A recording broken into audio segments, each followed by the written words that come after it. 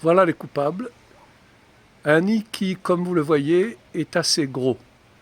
Les piqûres sont très douloureuses. Alors que s'est-il passé ce matin?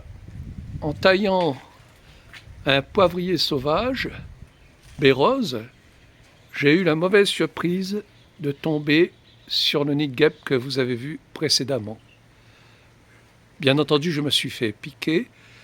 Je ne vous souhaite pas cette mésaventure, hein. Soyez vigilants lorsque vous taillez vos arbustes. C'est bon? Alors, voilà. Comment procéder pour dénicher ces intrus? Enfin, ils sont chez eux, certes, mais ils nous font du mal. Alors, je préconise une méthode écologique, à l'ancienne. Surtout pas d'insecticides. C'est un polluant de la nature. Alors, vous allez faire beaucoup mieux. Avec tout simplement, auparavant, on prenait un morceau de goni. Maintenant, c'est une serpillière que vous pouvez prendre, une petite serpillière qui se vend dans les grandes surfaces. Vous en coupez un morceau. Vous le fixez comme ça avec du fil de fer en laissant dépasser un petit peu, en donnant de l'épaisseur, hein, et en l'enroulant sur lui-même. Ensuite, il suffit de prendre sa petite allumette ou son briquet et vous allez enflammer. C'est du 100% coton, je présume. En tout cas, pas polluant pour la nature. D'accord?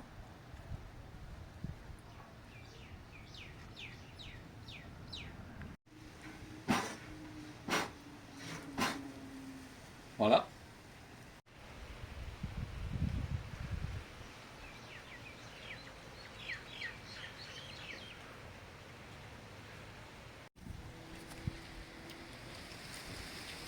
L'enfumage peut commencer. Alors ne pas mettre directement sur le nid, mais un peu éloigné auparavant, afin d'endormir un petit peu les guêpes.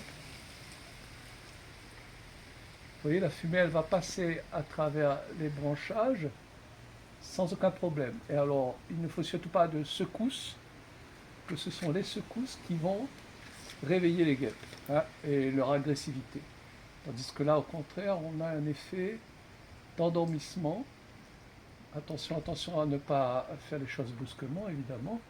Tenez compte aussi du vent, vous voyez, là, en fonction de la façon dont je place ma perche, eh bien, le vent, il ne va pas toujours emmener la fumée dans la direction que je veux. Donc, c'est à vous de trouver la bonne position.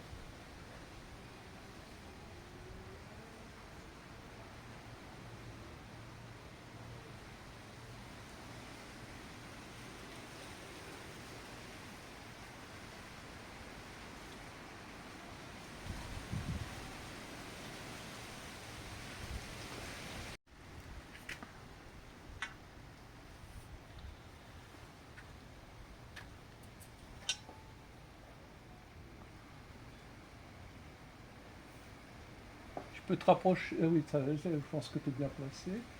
Voilà, il faudrait faire compte. On va, stop.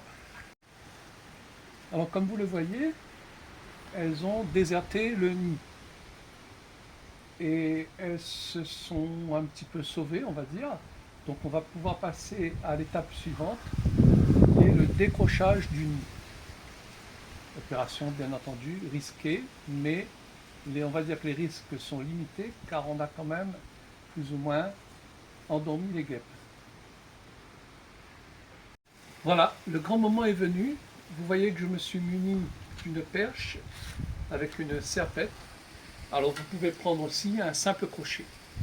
Attention, c'est le grand moment, c'est le moment le plus périlleux.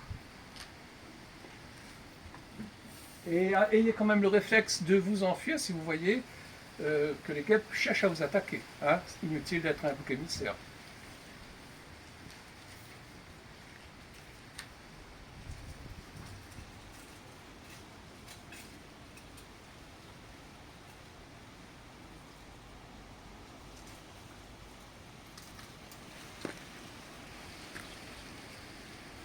Voilà.